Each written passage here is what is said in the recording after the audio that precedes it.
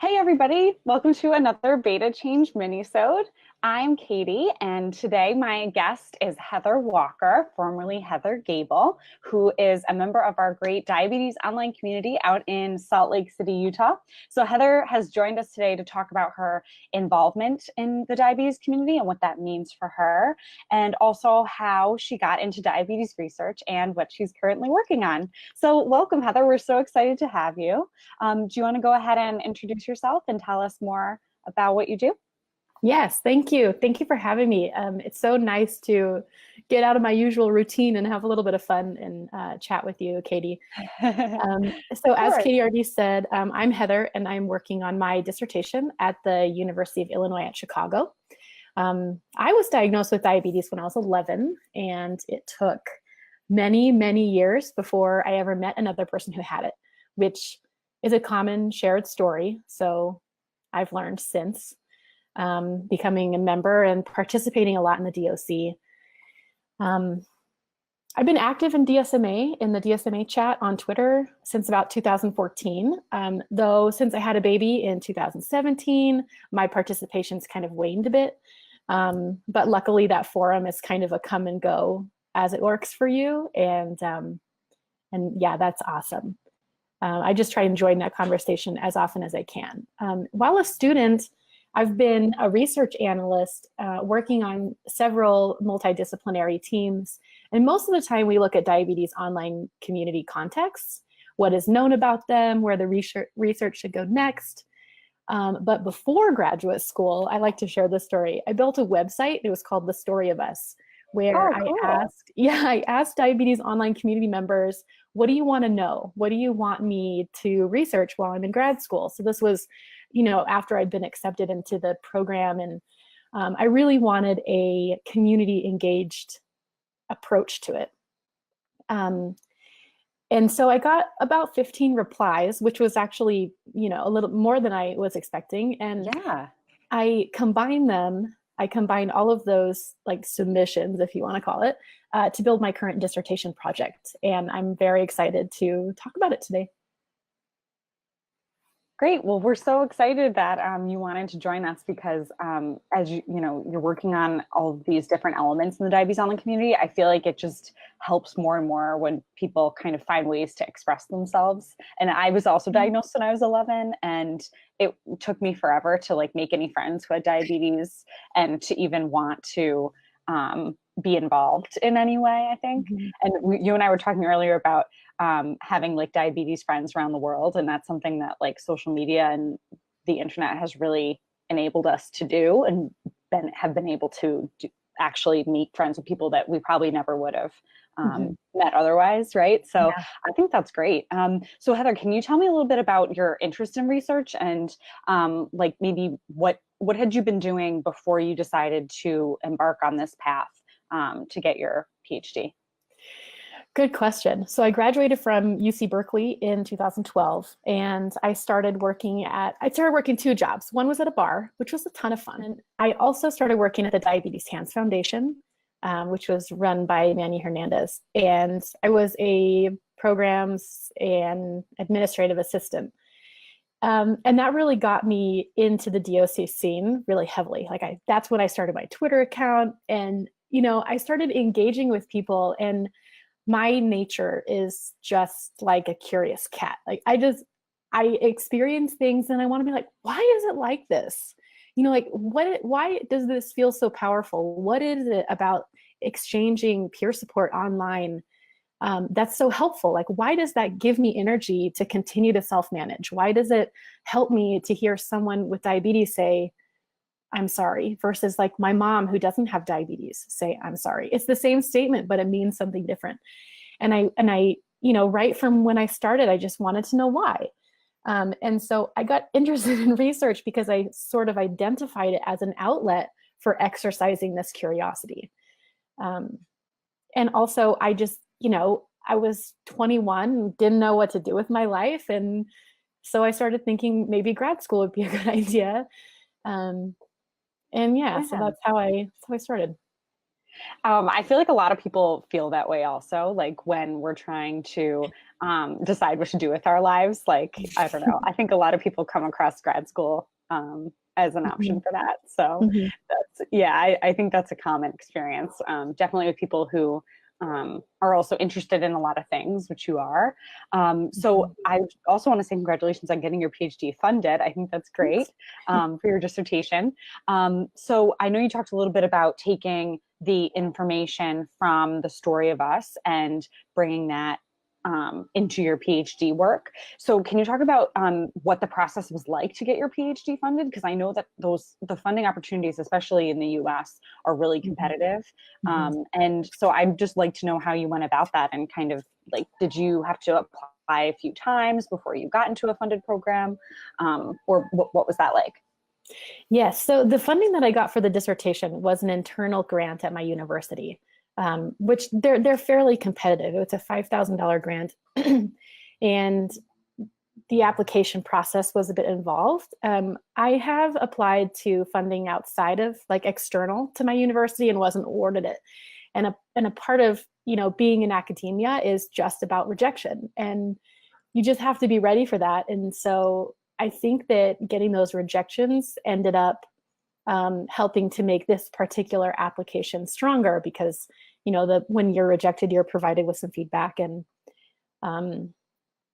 so that was helpful. My PhD program is not funded directly, so I wasn't accepted into like a funded program. But when if someone's pursuing a PhD or a master's degree, there are opportunities to get tuition waivers when you work for, when you're a research assistant or a teacher, teaching assistant, something like that. And so that's how I've gotten through my grad school career thus far. Well, thanks for clarifying that, because I think that's important too, because there are so many, when people say they got funding, like that can mean so many different things. So thank you for teaching me about that, because I didn't know. Yeah, so this funding is just for the project. So I had to submit a budget, and the budget is so that I can pay participants. In my master's thesis research, I had a lot of participation, and the one thing I really wish I could do was pay people to hear their voice, especially when when the people that are included as participants are advocates who volunteer their time for free to connect, and they are all DOC members, right, for the most part. They're already giving all of this time for free. The least I can do is pay them a little bit. So most of the budget is going toward paying the participants, and then also some transcription services for interviews and all kinds of stuff like that. Yeah, things that people might not think about if they're not the ones conducting the research. So yeah, I know that there's a lot that goes into those applications. So so what are the next steps from, what have you, I know you're currently looking for participants now, or are you still looking for participants, or have you completed that stage? I haven't. So this is where I'm at right now. Is I'm waiting for the institutional review board, which is the ethics committee at my university, to approve the research. So I submitted it on February 6th.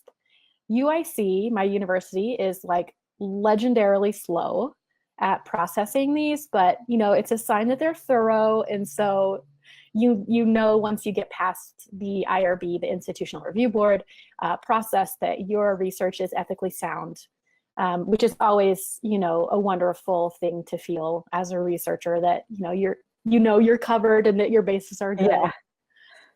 So I'm in a period of waiting right now. So I'm not soliciting participants yet, but I think that by the beginning of March, maybe another 2 weeks or so, I will be. Hopefully, I hope that they get back pretty soon. And then I'll be using my own Facebook page, and then also my website, which is thechronicscholar.com, to share research progress and also solicit participation.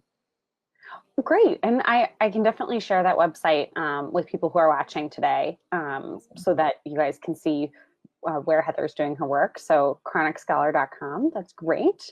So Heather, tell us a little bit about how because this is not, I know that as much as you probably would love it to be, getting your PhD is not your only project that you have going on. You have a family, and you have this new life in Salt Lake.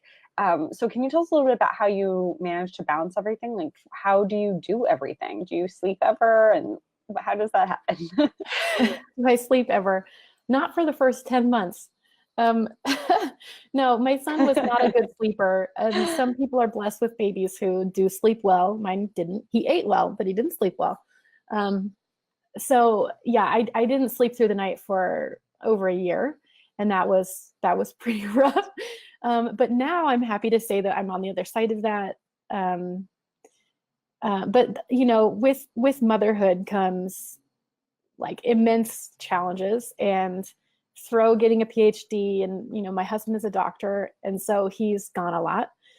He's working a lot. Like he's on night shifts right now, so he's home here, but he's asleep. Mm, and yeah, wow. balancing all of that is very challenging. And like, I'd like to just like mention three challenges that I like most often face. The first one, of course, is Sure. time. There's not enough time ever to do everything. Hmm. And the second that really closely fits in with that is guilt. Um, there's this mother guilt, you know, it's like, oh, I'm not feeding my kid the right foods. I'm not taking him to enough activities. I'm letting him watch too much TV. And there's all these people all over who like will ask you questions like, was he watching more than 2 hours a day? You know, it's like this like loaded question that Yeah. really reproduces this internal guilt that's really happening inside of me. But it's sort of reinforced by external factors. And it's like I think that that's probably the number one challenge. And the third one, which I wrote about on the Chronic Scholar blog recently, is like care, self-care, and like the politics of being a working mom. And and the one thing I think that's gotten me through all of this sort of internal challenge and also physical challenge with time restraints and whatnot, is this sort of one affirmation that if I could be doing more, I would be. And I think that applies to diabetes too. And I've often used that with Totally. diabetes. You Yes. know, Hmm. it's a way to like give myself credit and also just like come down from the guilt a little bit, because I always try as hard as I can. Hmm. And when Yeah. I don't, it's because I can't. You know, it's because Right. my blood sugar's high or my blood sugar's low, or um, I really am doing everything that I can all the time. And that's a lot to ask Yeah. of somebody. Ask someone to do everything they can all the time. All the time in every aspect of your life too. I Mhm. think, you know, it's not only like in one area. So it's not only do everything you can for your PhD, but it's like do everything you can to be on top of your diabetes, and do everything you can to be a mom, and do everything you so it's like you're going full force all the time, Mhm. it sounds like, you know. And I feel like Yeah. a lot of people feel like that. Yeah, I do too. I think there's in our culture, there's this real push to be productive all the time. Yeah. And there's this notion that if you're not productive, then you're not successful. Hmm. And I think for everybody that's harmful, but particularly for mothers who are also the primary caregivers of Hmm. one child, two child, 10 children, you know, however many. Um, because yeah, I definitely, I'm feeling the wrinkles, you know, like I'm acquiring them, which is Well, great. I love it's wrinkles. They're great. but if they're a result of stress, you know, Yeah, that's not good. exactly. But I don't think like as a culture we reward that kind of work. It's like Mhm. work, you know, that's like self-care and like being kind to Mhm. yourself, but also work that isn't, you don't have like, I got this stuff done today. It's like, if you don't have stuff to show for it, I feel like we don't live in a Yeah, world that does that, you know, yeah. even though there are many self-care, like Mhm. Instagram feeds that you see all the time. But Oh, I feel like it's, you know, I don't know, it's hard when there's a lot of pressure to like produce and like be mhm. be producing something a lot. Mhm. I feel like Yeah. it's very dramatic. Like you're supposed Mhm. to like do all this stuff and then you can like relax. But until Yeah. then, it's not good to Yeah. relax. So yeah, Yeah. I Well, think you're so right. one thing I recently started doing just as like since the second week of January, I've been going to the gym. And I am not a gym, like I've never been a gym person. I haven't even, Hmm. I think I've kind of shirked at gym culture, you know, and like seeing these Yes. beefy guys and like, that's not me. But my husband and I started going to a gym where they have a daycare. And so we can drop our son off. We call him Bubs. And Oh, that's just cute. like, his internet name. Um, and then we work out for 45 minutes, and it's the best care the best self-care I've ever done, but it's very proactive. And like you said, it like requires the scheduling. And when I first started doing it, I was very uncomfortable because I felt like I was being selfish, or the guilt was there. Like, instead of spending time with my son, I'm dropping him off with someone else and working out. But what I found is that since I started doing that, I have way more energy to be present with him when we are together. Yeah. And it's so important, I think, too, to know that. And like, you realize, like, there's nothing wrong with doing this thing. Like, you shouldn't feel guilty about it. Yeah. I think it's difficult to reach that point where, you can feel better, especially with diabetes. Like, I think a lot of people who have diabetes can understand that. Like, you have to reach a point where it's okay to, like, know you're doing your best and that's enough. Yeah. But good for you. It's not easy to, like, go to the gym and, like, make yourself go. Like, that is not easy at all. I know. So, it's hard. So hard. Awesome. Yeah, it is really hard. I think it's one of the hardest things to, like, feel like you need to do. Like, it's like, this is important, but to also want to do it is hard too, I think. Yeah. Yeah, for sure. So Heather, do you have any advice for people who might be interested in getting into research? Like, what about people who might be looking at PhD programs, or if they're not sure if this is something they want to do? Like, would you have advice that you would give to yourself back then, like when you were deciding to do this? Yeah, I do. We actually have a comment from someone about self-care. Oh, good. I can show you. Can you see it on the screen? Yes. This is about taking care of yourself, which is really important. Yeah. So that's great. Definitely. Before we talk about what we would do differently, like, not necessarily like differently, but like, what do you think you would like? Do you feel like you would do everything how you've done it, or what advice would you give to people? I think I'd do it the same. I think that a winding path is much more fun than a straight one. And I've had a lot of twists and turns in my path. My research topic has changed so much since I started, and I have found myself moving from sort of health and medical language to a more community empowerment lens, and looking at, the politics of the condition of diabetes and all of that. And if I were, I wouldn't change anything going back, but if I have advice, hey, Anna, if I have advice for anybody who's considering applying, I will just say, do it. And don't be afraid of, or you're going to be afraid anyway, but like, prepare yourself for rejection, because it's going to happen. I was not rejected from anything. One job my whole life before I started applying for grad school. And then it was like rejection. It's really hard, But the thing is, with grad school, it's all about fit. It's not even about who you are and all of the great things that you bring to the table. It's whether or not what you want to research fits into the program that you're applying to. And so it takes some guts and it takes some intuition. And that would be my second point of advice, is if you are looking for grad schools and you read a program description and it just feels right in your body, just apply. Even if your circumstances aren't right, even if, it's in Maryland and you live in California or whatever, because it's better to have options and then choose what feels best after than to only have one. Yeah, that's a good point. And then, or to have none. If you're too picky with the programs that you apply to, then you might not get in anywhere, which is, kind of the worst feeling of rejection of everything. Because even if you just get into one, that you can roll with, right? I'm going because I got in. That's what happened to me. I only got into one program, but I applied to 4 programs in total.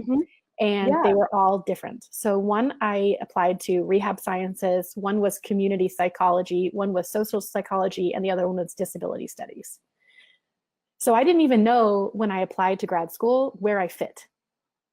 Within any of those, right? Yeah. Mhm. And I ended up getting the perfect fit in the end, because I do have this fairly radical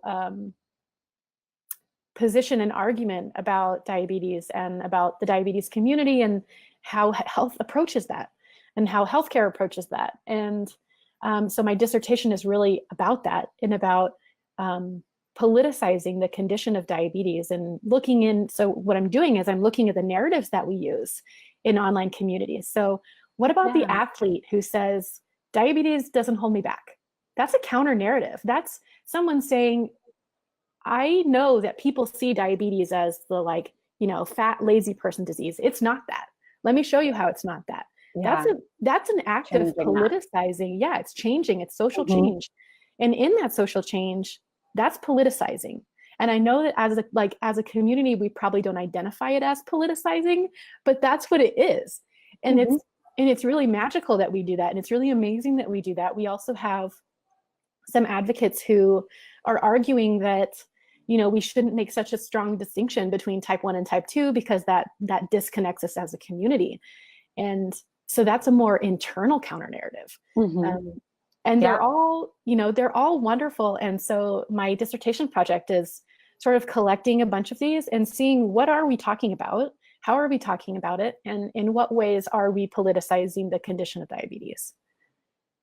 And I'm So really excited, obviously. that's and I was going to say, so that is like the very complicated but very powerful topic, like to take on. So Thank you. yeah, good for you. It's really hard to analyze every aspect of that, I think, and I think that people who are watching this can identify with that. Like they know about those struggles that happen within the diabetes community and then about the diabetes community too.